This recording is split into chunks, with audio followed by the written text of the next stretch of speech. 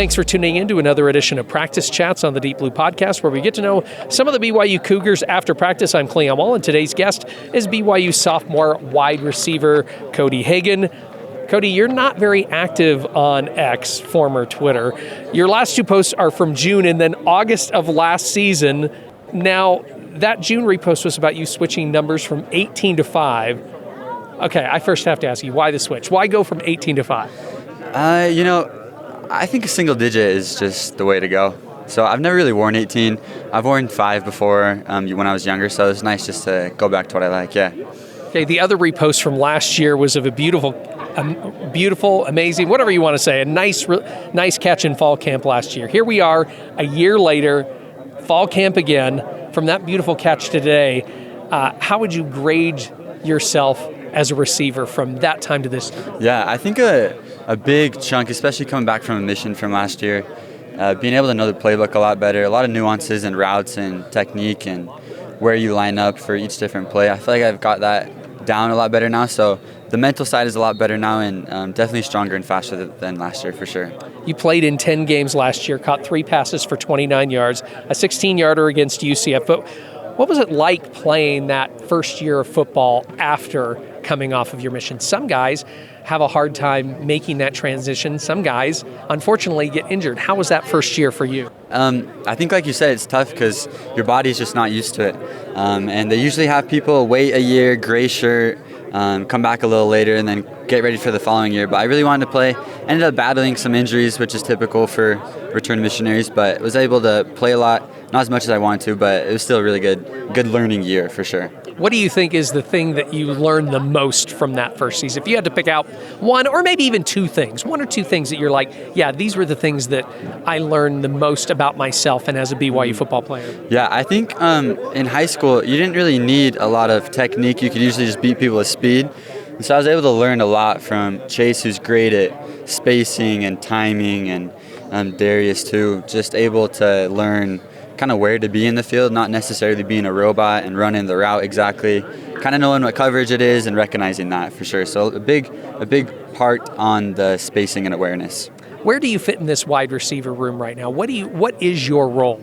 Yeah, I think a role could be deep threat, quick for little options, and really the goal is just to be well-rounded receivers. No one plays necessarily a position. Everyone plays every position. So Fessy does a great job recruiting guys who can play all 3. So that's the goal. Last season, Cole, your brother, was on the team too. What was it like playing with your brother Cole? Yeah, it's good. It's nice to have him. He's really smart, and he's out here signaling with us today. So he's a great addition to just helping the whole offense out. You're a 3-time state football champ, a state track champ.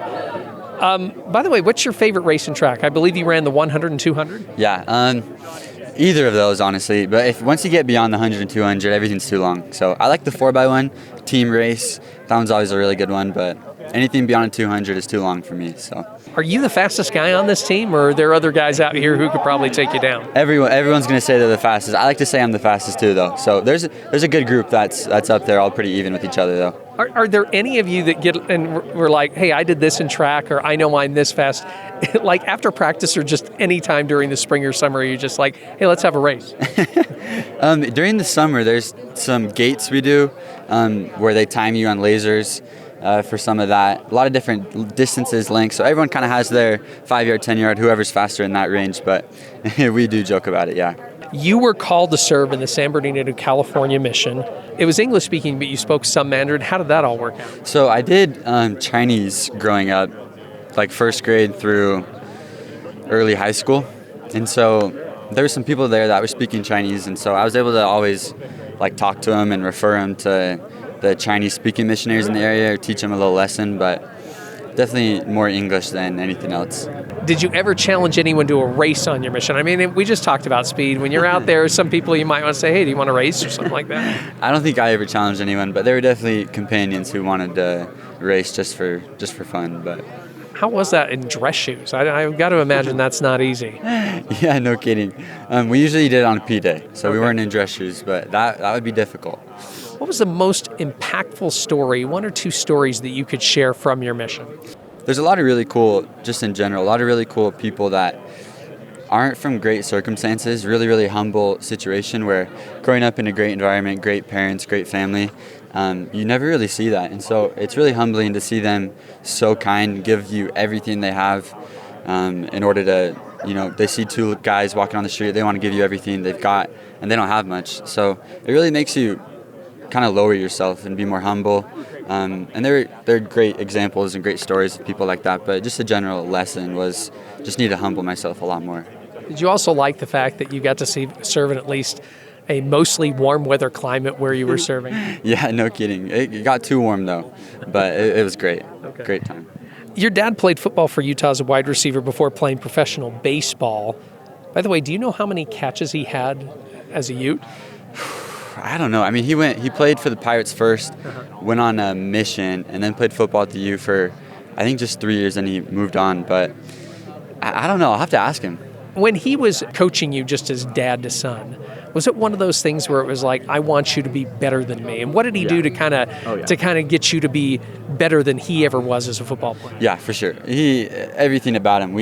I remember the day we grew an inch taller than him, and he's like, I'm not mad. Like, I want you to be taller than me, or I want you to be stronger, faster. So he's really, really selfless and wants the best for us. So he's training us. He's getting us with the right trainers, the people that maybe cost a little more, but helped us get to where we needed to be. So he's really great that way.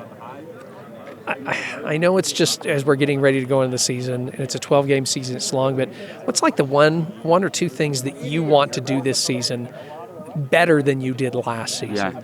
Yeah, be a primary target when I'm on the field is definitely a goal. And still, obviously, need to work on every part of your game always, but I feel like I've gotten better to where I'm more reliable.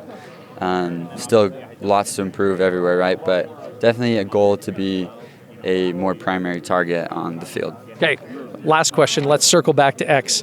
When are you going to change your picture on there? You say what is it? You are a 6-time state champion and you're in Corner Canyon gear. When are you going to update that picture, man? Man, I need to re-download Twitter, or X, whatever you call it now. I need to re-download it. I'm not on social media much, but I'll get it back and update it for sure. Thank you once again to my Practice Chats guest, Cody Hagen. I'm Cleon Wall. Ben Hall produced this episode. You can download and subscribe to Deep Blue on all podcast platforms or find all episodes on the BYU Radio app. Deep Blue is a production of BYU Radio.